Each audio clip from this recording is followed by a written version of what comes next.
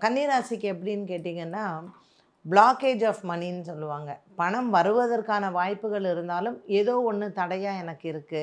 So இன்னைக்கு வர வேண்டிய பணம் எனக்கு நாளைக்கு கூட வரலாம். ஆனா வரல.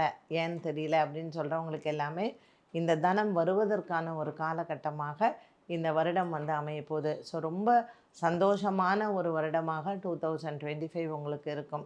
இந்த கன்னிராசி நேயர்களுக்கு குரு பகவான் இப்போ பாக்கியத்தில் இருக்கார். ஸோ நல்ல ஒரு யோகமான ஒரு காலம் இவங்களுக்கு. இந்த குரு வந்து மே மாதம் மாறக்கூடிய ஒரு காலகட்டத்தில் இவர்களுக்கு இந்த குரு பகவான் 10ஆம் இடத்திற்கு வந்து விடுவார். சனி பகவான் 7ஆம் இடத்துலையும் குரு பகவான் 10ஆம் இடத்துலையும் வரக்கூடிய காலகட்டத்தில் உங்களுக்கு ஒரு பெரிய சேவிங் என்னென்னா, இந்த ராகு 6ஆம் இடத்துல வர்றது தான். குரு 10ல் வந்துட்டாரே வேலை போயிடுமோ, குரு 10ஆம் இடத்துல வந்துட்டால் வியாபாரம் நமக்கு நஷ்டமாயிடுமோ அப்படிங்கிற பயமே வேண்டாம்.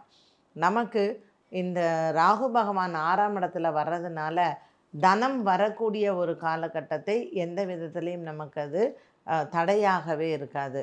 ஸோ கன்னிராசி நேயர்களுக்கு நல்ல ஒரு ஒரு போராட்டமான ஒரு காலமாக இத்தனை நாள் இருந்தாலும், கேத்து பகவானின் மாற்றமும் ராகு பகவானின் மாற்றமும் இவர்களுக்கு வாழ்க்கையில் தனத்தை கொடுக்கக்கூடிய ஒன்றாகவே அமைகிறது.